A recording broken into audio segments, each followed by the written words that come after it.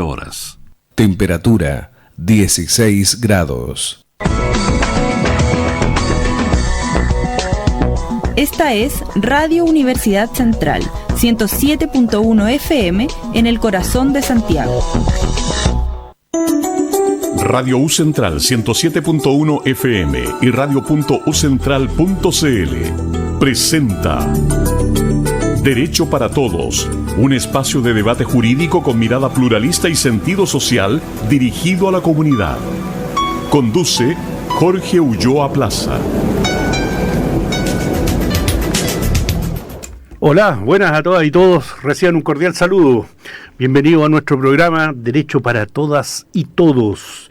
Ustedes lo saben, se trata de un programa de actualidad jurídica, política, de análisis de la sociedad, que transmitimos siempre los días viernes en directo y en vivo por intermedio de Radio Universidad Central 107.1 en el corazón de Santiago. Conversación, información, debate y también, por supuesto, música, destinado principalmente este programa a dar a conocer las novedades jurídicas, pero también el acontecer de nuestra facultad. El día de hoy nos acompaña nuestra profesora, colega, gran amiga, Fernanda Tapia Trujillo, a quien aprovecho de agradecer cedernos su tiempo para esta conversación que esperamos sea de vuestro agrado. Buenas tardes, Fernanda, ¿cómo estás tú? Buenas tardes, bien, gracias. Primero vamos a presentar a Fernanda los títulos nobiliarios y después ya vamos a entrar en materia. Nuestra invitada de hoy es abogada en nuestra casa de estudios, tiene un magíster en Derecho Público y actualmente cursa un doctorado en Derecho tanto en nuestro programa doctoral como en el programa de doctorado del Derecho de la Universidad de Sevilla. Además de eso, actualmente se desempeña como coordinadora de posgrados de nuestro Instituto de Investigación y Posgrado.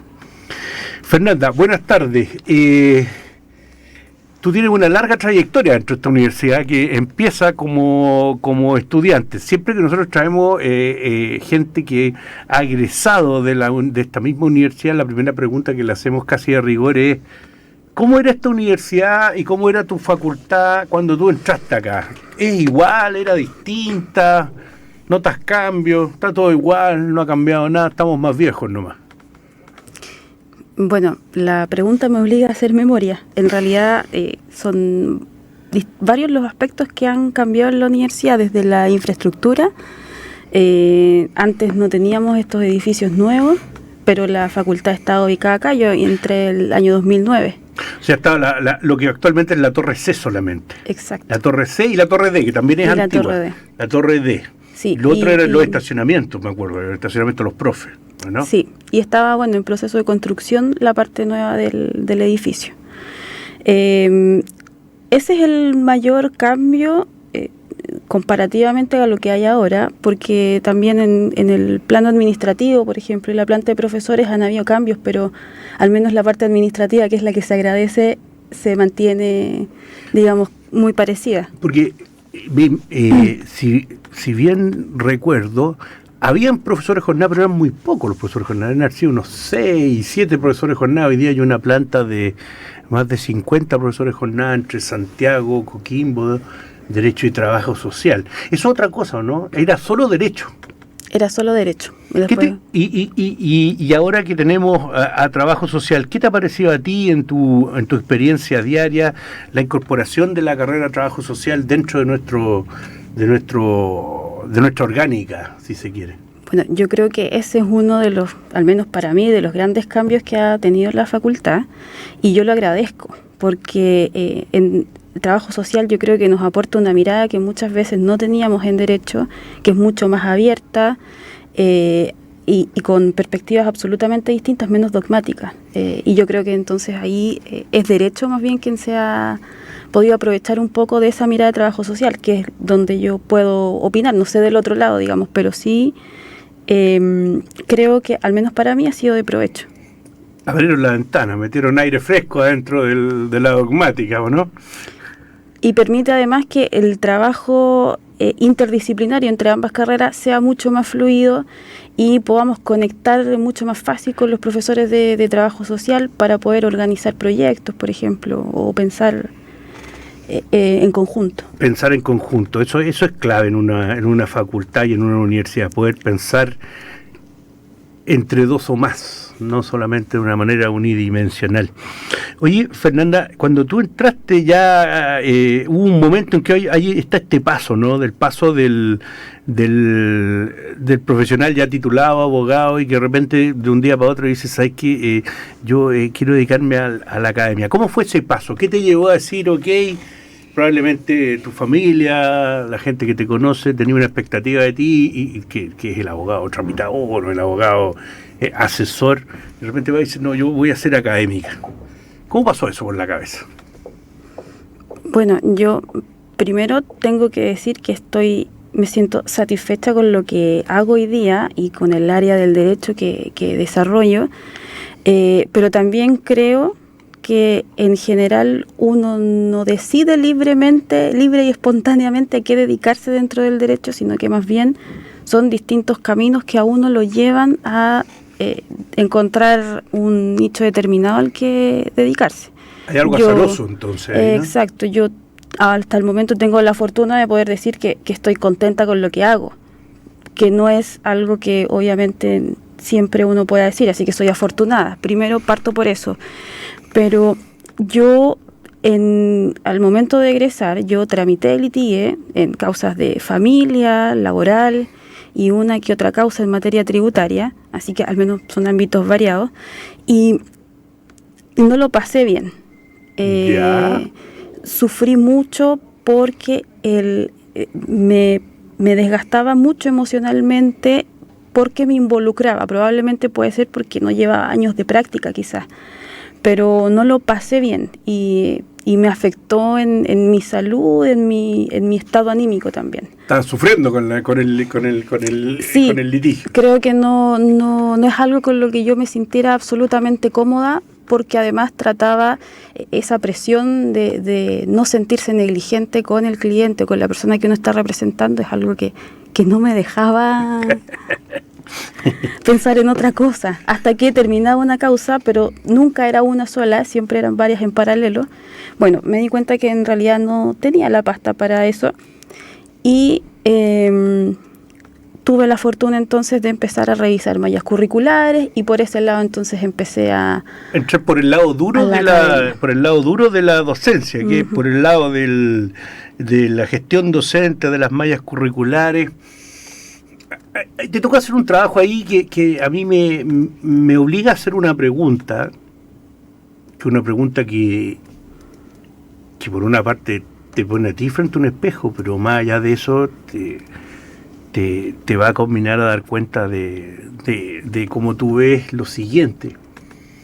¿Cómo es el egresado de Derecho de la Universidad Central? Si tú lo tuvieras que describir en 4 o 5 palabras, ¿qué destacarías del egresado o la egresada de Derecho de la Universidad Central en relación a, por ejemplo, el egresado de la Portales o de la Católica o de la San Sebastián? Yo creo que es inteligente, persistente, perceptivo. ¿Porfiado también? Sí, en realidad sí. El Luis me mira de los controles y me hace, ya empezaste. ¿Ah? Pero es porfiado porque se formó así, es como, tiene un lado, yo siempre he destacado, tiene como un lado combativo, y no sé si tú coincides conmigo que algo que a mí siempre me llamó la atención era que tiene calle de una u otra forma, es como... No viene desde las alturas a ejercer una profesión, no viene desde la cota 1000, sino que es alguien que por su propia historia de vida muchas veces se encuentra inserto en realidades sociales de carácter problemático, ¿no? Es probable. Yo tiendo a pensar que sí, no puedo asegurarlo, pero tiendo a pensar que sí, y creo que eso se produce por los distintos orígenes de los distintos estudiantes, porque podemos encontrar de todo en la Universidad Central. Y eso se agradece también. Por supuesto. Y también la estructura de la universidad. Cuando yo estuve estudiando también, tocaron distintas movilizaciones y en general tiendo a pensar que el estudiante de la Universidad Central también se relaciona de manera distinta con las autoridades que tiene cercanas. Entonces eso también de alguna manera lo forma y yo creo, al menos con los colegas que he conversado, eso se reconoce afuera como una fortaleza que distingue al estudiante de la Universidad Central en el ejercicio de la profesión en distintos ámbitos. Tú acabas de tocar un tema que me obliga a hacer un poquitito de historia. Acá un poquitito de historia. Efectivamente, tal como tú dices, a ti te tocó ser parte de las generaciones que tuvieron que vivir el proceso de intento de venta de la universidad a este conglomerado grupo económico llamado Norte Sur. Proceso que fue fallido, y yo debo decir como testigo, creo principalmente por la actividad de ustedes como estudiantes, por el movimiento estudiantil. ¿Cómo viviste ese proceso? Tú estabas probablemente en segundo, tercer año y te encontraste de frente con que los estudiantes se estaban haciendo cargo de sacar adelante algo que los académicos, al menos que tenían que defender la universidad, en muchos casos no lo hicieron. ¿Cómo fue ese proceso? Bueno, primero partir diciendo que yo no soy activista, jamás no tuve participación, porque la verdad creo que el logro de la no venta de la universidad, yo no fui partícipe. ¿Ya? Eso es lo primero. Pero sí, yo lo viví como uno de los movimientos, y yo lo sentí muy distinto al resto de los movimientos universitarios que se dieron en Chile, por la manera en que se dio, por el resultado al que se llegó, por cómo se organizó. Hubo paros, hubo tomas, pero sin duda igualmente yo no siento que eso haya interferido más de lo necesario en el desarrollo de la carrera. Y por supuesto que era necesario. Entonces yo creo que si bien hubo una interrupción, creo que sí era necesaria, por lo tanto también se agradece, y creo que eso también formó una generación. Así es. Te voy a cambiar de tema,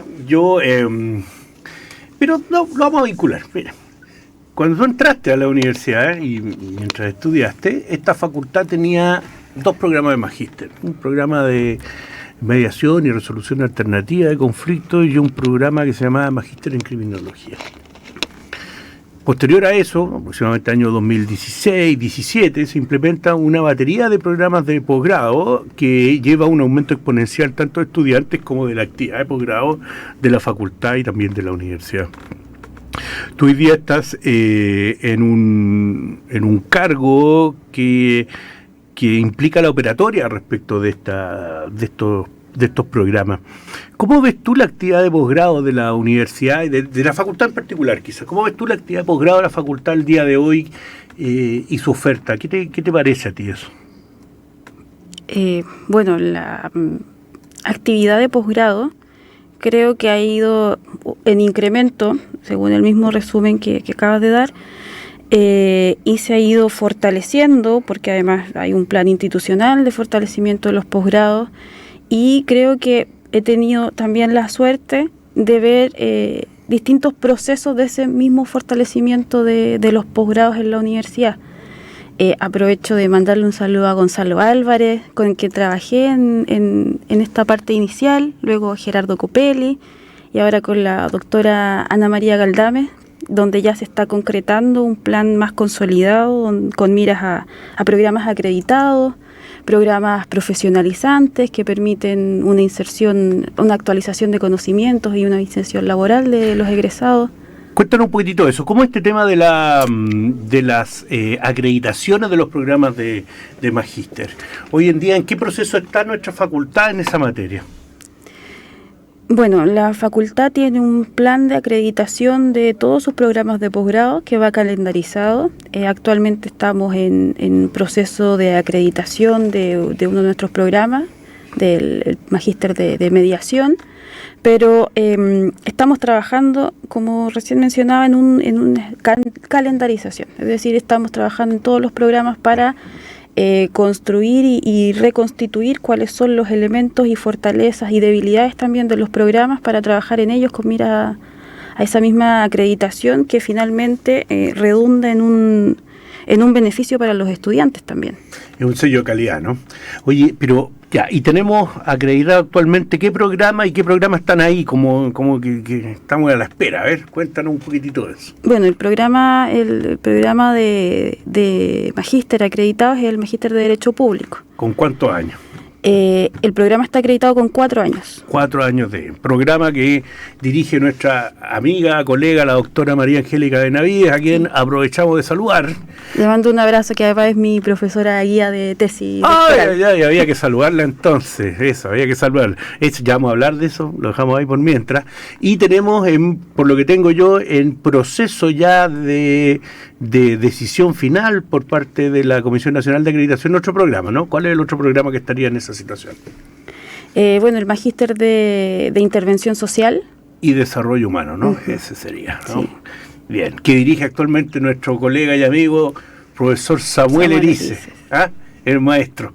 Oye, ya, se nos pasó volando la parte, esta es la parte institucional, las preguntas institucionales que van en la primera parte de nuestro primer bloque, de nuestro programa, y entonces llegó un momento de música. Esto es un placer culpable de nuestra colega Tapia, lo que tenemos programado. No culpable, en todo no caso. Culpable, sin culpa. Sin culpa. Sandro, tengo. Estamos presentando Derecho para Todos, un espacio de debate jurídico con mirada pluralista y sentido social dirigido a la comunidad. Bueno, estamos de vuelta después de haber escuchado a Roberto Sánchez, el gitano. Volvemos a nuestra conversación. Previamente, un par de avisitos, 3 avisitos que me encargó el decano actual pasar. Primero que nada, recordarle a nuestras colegas y a nuestras colegas que el día 6, miércoles 6 de septiembre, son las votaciones para la elección de candidato a la decanatura de nuestra facultad, así que los invitamos a participar del proceso y mantenerse informados, tanto en el local de votaciones de nuestra sede Santiago, sala de profesores 4º piso, como en el local de votaciones de nuestra sede Coquimbo, en este caso sala de reuniones de la Vicerrectoría Regional. Segundo aviso, invitarlos a todas y todos a asistir a una clase magistral titulada La acción colectiva en el paradigma industrial en crisis, que va a ser dictada por el reconocido académico y jurista internacional Antonio Bailos Grau el miércoles 6 de septiembre a las 15 horas en el aula magna del Centro Extensión, Lord Cochrane 418 Santiago. Hay que destacar que esta es una actividad que se organiza conjuntamente con los egresados y la coordinación de la Oficina de Apoyo y Seguimiento al Egresado de nuestra facultad. Y por último, también recordarles que el día... Ahí se me perdió esto, ¿dónde está? El día 7, jueves 7, tenemos un seminario denominado... Denme un segundo... Esto siempre pasa, eso cuando estamos en vivo pasan este tipo de cosas, ¿cierto? Un seminario sobre proceso constituyente desde las 3 de la tarde, desde las 15:30 horas, y en este seminario va a estar nuestro destacado profesor invitado del doctorado en Derecho, el doctor Marco Goldoni, a quien tuvimos el placer de compartir y conversar con él en el programa el viernes pasado, y además de él vienen destacados académicos nacionales e internacionales a compartir 2 paneles, uno sobre poder soberano y otro sobre igualdad, inclusión y diversidad. Así que los invitamos a informarse, toda la información está en la página web de nuestra facultad. Bien, cumplí con todos los avisos, ahora vamos a la segunda parte, continuamos conversando con Fernanda. Profesora Tapia, usted actualmente está cursando un programa de doctorado en Derecho, pero lo hace tanto en la Universidad Central de Chile, en nuestra facultad, como en la Universidad de Sevilla. Cuénteme cómo se hacen ese tipo de maravillas para lograr intentar doctorarse en 2 casas de estudio distintas, y una a un lado del mundo y otra al otro lado del mundo, que hay que atravesar el charco. ¿Cómo llegó a eso? Para que se enteren nuestros estudiantes, por si están interesados el día de mañana en lograr algo como esto, que es único a nivel de universidad, por el momento. Bueno, yo creo que lo primero es voluntad, pero no voluntad mía, o sea, la voluntad mía siempre estuvo, pero voluntad de los profesores intervinientes y encargados de llevar a buen puerto el convenio de cotutela. ¿Ya? ¿Qué es una cotutela? Yo actualmente, soy estudiante del doctorado acá en la Universidad Central con mi tutora, la doctora Benavides. Y para yo poder irme a Sevilla, firmé un convenio de cotutela donde ya tengo un profesor que además es mi coguía o mi cotutor de esta misma tesis. Bien. ¿En qué estás haciendo tú tu proyecto de tesis, Fernanda? Mi proyecto de tesis trata sobre la ética judicial. Ya. Ese es el tema principal, y tratando la ética y desde la perspectiva de un sentimiento de justicia. Cuéntame, entonces tú me dices, hay un profesor guía acá, hay un profesor coguía en Sevilla. ¿Quién es tu profesor coguía en Sevilla y a qué se dedica? Como para que la gente se vaya enterando, así como...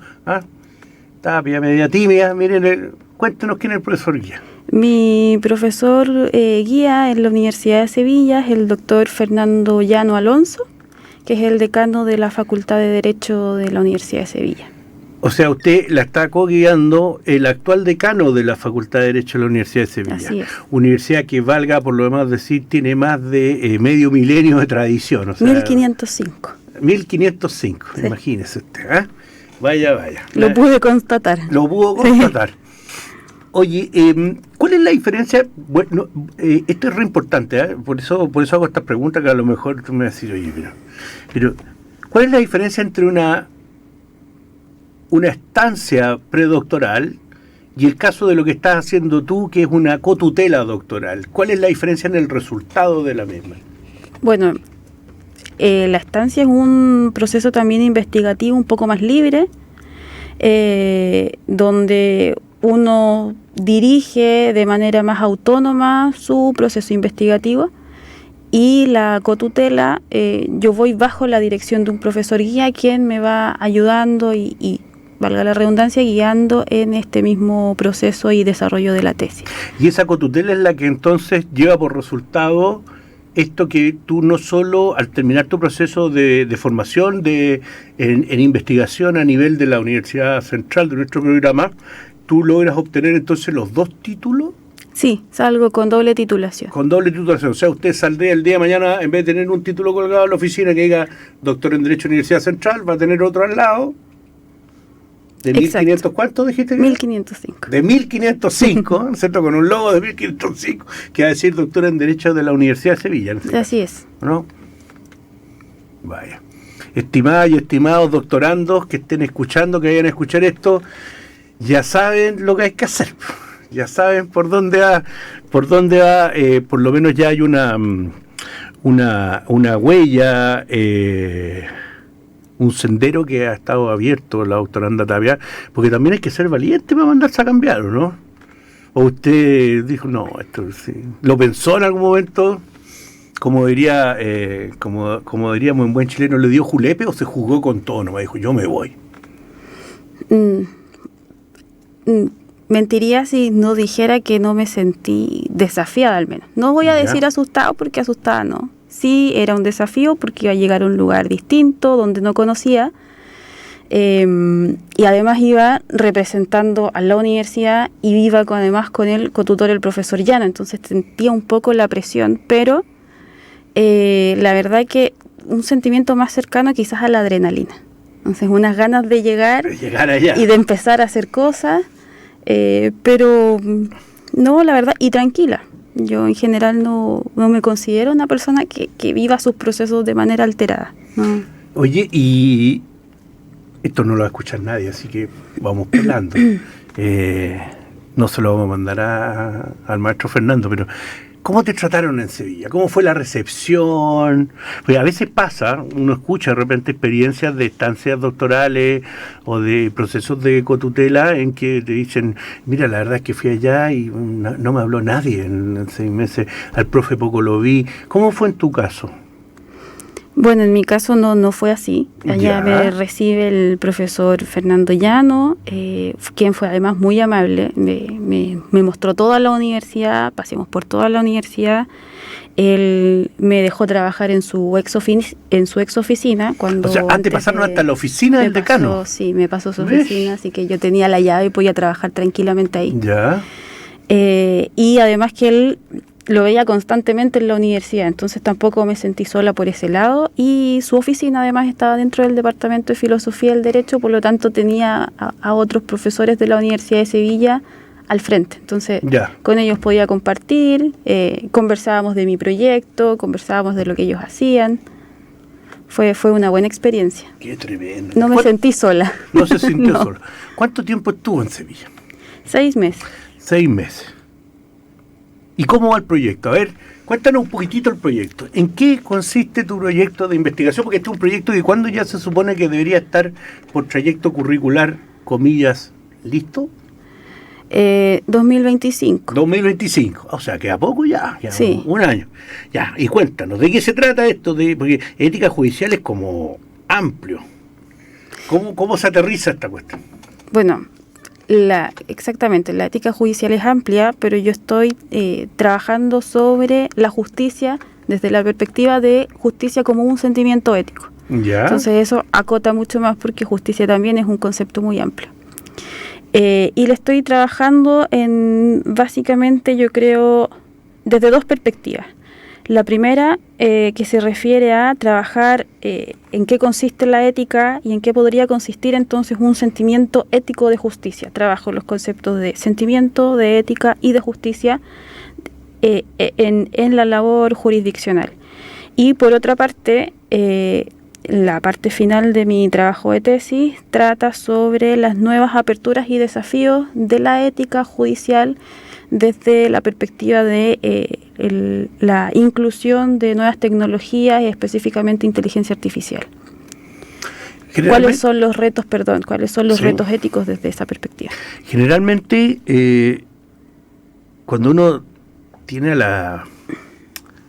intenta pensar o caracterizar a un magistrado, una magistrada, lo que tiene en su cabeza uno es un ser eminentemente racional, que además fue formado de un modo tal que aspira a un cierto grado de objetividad en la toma de la decisión. ¿Cómo juega esto de la búsqueda de un sentimiento de justicia, o qué desafíos te implica buscar un sentimiento de justicia para un oficio, dentro de la profesión de abogado, el oficio de impartir justicia, que parece ser de una racionalidad brutal? Sí, y no solamente desde el juez, sino también de la norma. Es decir, uno tiende, o en general, piensa a la norma o piensa al juez como aquel que interpreta objetivamente una norma que se entiende como ya objetiva también para dar una resolución justa a un caso concreto. Pero se pierde de vista generalmente que el juez es quien otorga movilidad y materialidad a la ley. Y el juez, como ser humano, se mueve y decide dentro de un campo permanente de emociones, es decir, no se puede salir de este campo o quitar las emociones dentro de su proceso racional de toma de decisión. Entonces, resulta que al final la norma escrita, que debiese ser interpretada de manera casi mecánica, no lo es porque hay un ser humano detrás. Y a mí eso es lo que me interesa ver. Entonces, dentro de las emociones comunes que puede tener el juez, cómo se configura el sentimiento de justicia que a él lo guía a decidirse por una determinada vía de resolución del conflicto. Ya. Ahora, también considero que desde esa perspectiva el afán de objetividad tampoco parece muy prudente, porque el ser humano y sus relaciones humanas tampoco son objetivas. Entonces pareciera ser que se aspira a algo de lo que carecemos, entonces mejor situarnos en la realidad de qué es lo que somos para ver entonces cómo podemos moldear o trabajar esos sentimientos éticos de justicia y no olvidarnos de que la ética está presente. Pero si la tratamos de obviar, entonces pueden pasar atrocidades como han pasado en otras legislaciones donde se pretende un derecho objetivo con jueces objetivos, pero que cometen vulneraciones de derecho a la población en general.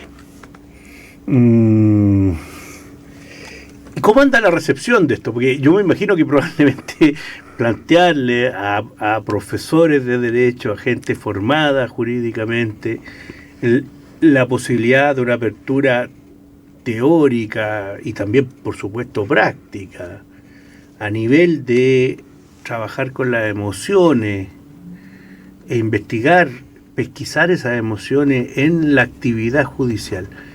¿Qué te dicen los profes, las profesoras, cuando tú les explicas esto así? ¿Con qué cara te miran? Bueno, yo me ha tocado encontrar de todo, pero al menos nadie que es indiferente como no me interesa. Ya.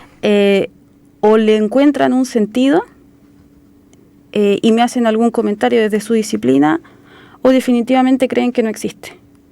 Que no hay ninguna posibilidad. Que no hay ninguna posibilidad y que en algunos casos que la ética pareciera ser una disciplina que no influye en el desarrollo profesional, casi quizás en ninguna profesión y menos en la judicial. Porque generalmente la tesis ahí es que la ética, si existe algo así como la ética en su modo de relacionarse con el derecho, la relación estaría dada porque la ética ya está incita en la propia norma, o sea, no necesita más ética que la que está declarada en la propia norma que prescribe la conducta. Exacto, pero es porque ahí pierden de perspectiva la ética profesional y lo confunden con el concepto de moral o moral en el derecho, moral del derecho.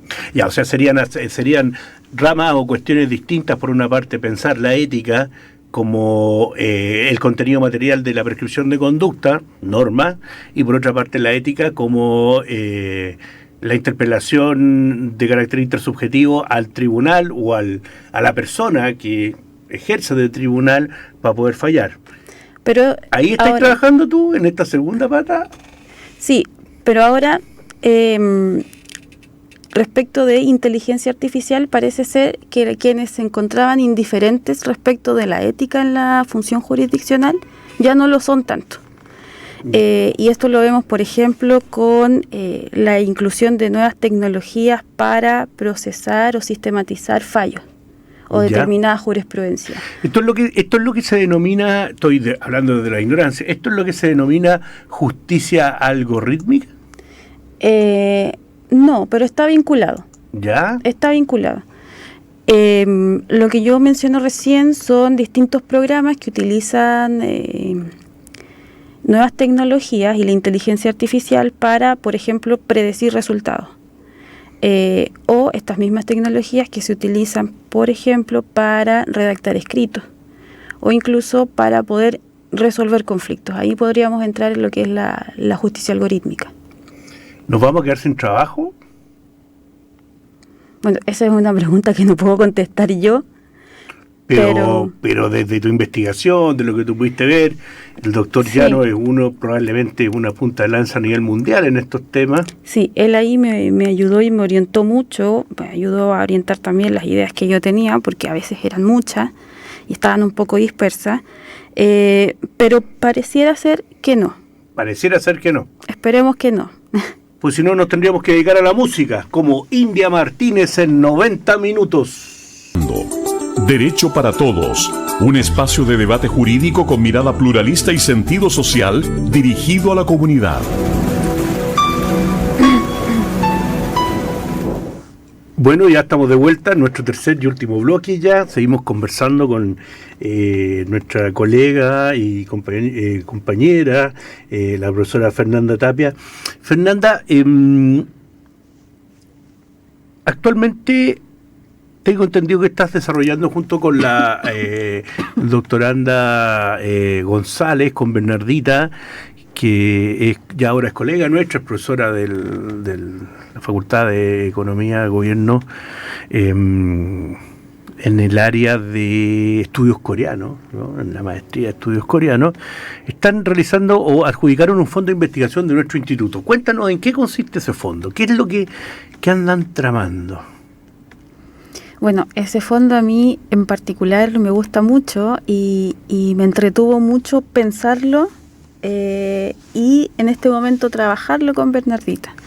Lo que nosotras pretendemos hacer es comparar sentencias del Tribunal Constitucional coreano y sentencias del Tribunal Constitucional chileno, en específico en ciertos principios que nosotros consideramos, en base a nuestro estudio, como pilares fundamentales de la democracia. Por ejemplo, Por ejemplo, la transparencia. Ya, impecable. Y hay distintos puntos en común también para hacer este trabajo comparativo que Bernardita es experta o trabaja estos temas de derecho coreano, que no se han hecho estudios comparados en este sentido y que Chile tendría, al menos de lo que yo pensaba en su inicio, más puntos en común con Corea de los que uno se puede imaginar. De los que uno se puede imaginar. Es decir, los dos salieron de gobiernos autoritarios o dictatoriales en la misma época. Estamos en septiembre, digamos dictadura, donde se busca también fortalecer con ciertas características particulares estos tribunales, entonces es por eso que hemos seleccionado épocas determinadas y determinadas sentencias también para revisar estos principios y cómo se configuran en ambas realidades. Ya. Oye, ¿y cuáles son los productos esperados para una investigación como esta? Bueno, obviamente divulgarlo. Pensamos escribir y también presentar este trabajo, partes de este trabajo, los avances que vayamos teniendo. Por lo pronto ya vamos a presentar en Colombia los primeros avances de este trabajo. ¿Tienen presencia en un congreso? En un congreso. Ya, ¿y eso cuándo es? Esto es en noviembre. Ya. ¿Bogotá? En Bogotá. Bogotá. Así que ahí vamos con Bernardita a trabajar o a presentar ya los primeros avances respecto de los análisis en particular de estos principios centrados principalmente en Corea. Oiga, pero yo aquí voy a tener que hacer la diferencia de que ya me sé la historia, pero es que los huevos hay que cacarearlos, si así dicen en el campo. Entonces, ¿cómo van a Bogotá? ¿Cómo llegaron ahí? Bueno, postulamos por primera sugerencia del profesor Kim del Instituto S. Corea. Kim Sun-bae, gran amigo. Saludos para él también. Quien le comenta a Bernardita que le gustaba la propuesta y que la enviáramos al Congreso en Colombia. Y habían 3 posibilidades de quedar dentro del Congreso. La primera absolutamente online, la segunda presencial sin beca y la tercera presencial con beca. O sea, fueron a concurso. Sí. ¿Y cómo les fue el concurso? Bien, fuimos presencial y con beca. Así o sea, obtuvieron financiamiento por parte de la Universidad de Colombia. ¿Qué universidad es? ¿O es la embajada? No, es la universidad. Eso a nosotras nos dejó muy satisfechas porque significa que lo que en un momento pensamos que podía ser poco atractivo, poco viable o poco escuchado, fuera tan bien recepcionado. Entonces fue yo creo un incentivo para poder continuar ese trabajo y también pensando en que tenemos más proyectos con Bernardita, además porque Bernardita es muy entusiasta, entonces tenemos pensado desarrollar este trabajo y bueno, tenemos este año y el próximo para ir pensando en qué escribir, cómo mostrar nuestro trabajo, cómo poder presentarlo para que sea un aporte y también escuchar opiniones desde otras áreas, para ver cómo lo podemos ir mejorando y fortaleciendo. Pero yo le voy a decir aquí, porque ya que usted no lo quiso decir, es el 10º encuentro de estudios coreanos y la que otorga el financiamiento es la Fundación Corea a ambas profesoras, Colombia 2-3 de noviembre, Bernardita González, Fernanda Tapia Trujillo. Y el encuentro se va a realizar... ¿Estás segura que Bogotá? Que dice que es Medellín. Medellín. Tenía en la cabeza Bogotá, pero era Medellín. No, pero la diferencia es extraordinaria. Bogotá es una ciudad bonita. Medellín es una ciudad extraordinaria. Ahí hay una diferencia no menor. Oye, yo sé que otro de tus temas, esto es como bien variopinto, bien con harto interés, pero otro de tus temas de trabajo es la innovación docente. Has estado trabajando ahí. ¿Tú hiciste el diplomado en docencia universitaria de la universidad? Sí. Ya. Y de ahí surge entonces este interés por cómo mejorar podemos decir, la experiencia en aula de los estudiantes. Sí. Y también yo creo que no solamente los estudiantes, sino que también la mía como profesora, como docente. Ya, o sea, en términos de retroalimentación. Exacto, porque si yo en algún momento me daba cuenta que no me sentía cómoda realizando un determinado tipo de clase, probablemente iba a ser menos receptiva y perceptiva con lo que estaba transmitiendo, y eso al final no iba a ser gratificante ni tanto para mí ni tampoco para los estudiantes. A propósito de eso, nuestro programa de doctorado en Derecho en su momento coorganizó junto con la Facultad de Comunicación e Imágenes de la Universidad Complutense de Madrid un congreso sobre innovación docente. A ti te tocó participar. Cuéntanos cuál fue tu participación en ese congreso. Bueno, en ese congreso yo presenté una propuesta de curso con la que estamos trabajando con mis compañeros de doctorado también, Luis Vergara y Bernardita González, en el que realizamos una aproximación cultural al derecho. ¿Ya? Es un curso que dictamos de manera coral los tres, y cada cual aporta esta aproximación cultural desde sus propias áreas de interés o fortaleza. Bernardita trata cine coreano y derecho, la segunda unidad yo trato literatura y derecho, y Luis trata de los hábitos y su vinculación con el derecho. Mira, y oye, y cuéntale al auditorio, ¿cómo surge este curso? ¿Cómo ustedes llegan a inventar un curso tan original, pero a la vez variopinto? Bueno, este curso surge dentro también del programa de doctorado. ¿Ya? Dentro de la malla curricular se contempla un eje de docencia donde nosotros teníamos que preparar una propuesta de curso con todo lo necesario curricularmente para poder presentarlo y que fuera pensado, digamos, dentro de la carrera de pregrado de Derecho. Y es así como entonces, pensando en cuáles son nuestras fortalezas, qué queríamos lograr o qué queríamos proponerle a los estudiantes, fue que pensamos este curso desde estas tres perspectivas distintas para poder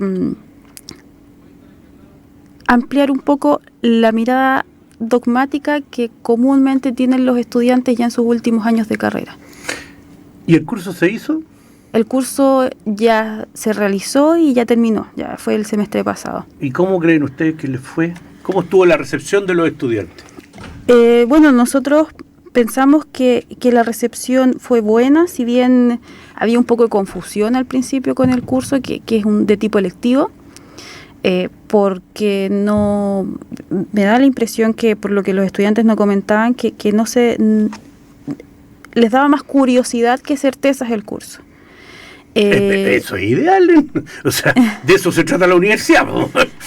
Si no venimos a estimular la curiosidad de los estudiantes, cerramos el boliche por fuera y nos vamos para la casa. Y eso mismo a nosotros también nos generaba incertidumbres, porque no sabíamos entonces en qué iba a terminar y cómo ellos iban a percibir este curso. Y es por eso que aplicamos encuestas sobre el curso a todos los estudiantes, quienes lo contestaron, y la recepción fue bastante buena. Qué bueno. Pensando en que además eran encuestas anónimas después de las evaluaciones, para no tampoco predisponerlos de ninguna manera, pero hasta el momento creo que el curso funcionó como lo teníamos pensado. Qué bueno, qué bueno. ¿Y esta presentación que tú hiciste en este congreso se va a traducir en algún producto académico? O porque aquí siempre, a veces pasa esto que uno va a un congreso, expone y ahí quedó. ¿Hay algún producto académico asociado a la presentación? Sí, va la escritura de un artículo que ya dentro de las primeras semanas de septiembre tengo que enviar a la Complutense. A la Complutense. Y eso es en una, me parece que es en una colección de libros sobre innovación docente cuya directora es nuestra ex profesora, la doctora Ángela Moreno, ¿no? Así es. Ángela Moreno va ahí, una maestra, un monstruo, la pequeña maravilla. Oye, Fernanda, mira, ya llegamos al momento, siempre hacemos esto, son los últimos minutos. que como ya hora de almuerzo, siempre los invitados les preguntamos algunas cuestiones ya más triviales. Tú estuviste más de 6 meses, nos contabas, en Sevilla. Si un chileno tuviera que viajar a Sevilla, ¿qué le recomendarías visitar? 2 o 3 lugares. Y por supuesto, ¿qué le recomendarías beber y comer en Sevilla? Esta es la parte que más me gusta del programa, porque yo soy esencialmente perceptiva, entonces lo primero... O sea, ¿usted está esperando esta pregunta? Yo estaba esperando esta pregunta. Por lo tanto viene preparada, porque de repente se sorprende y dice, no sabía lo que era, pero... No. ¿Ya?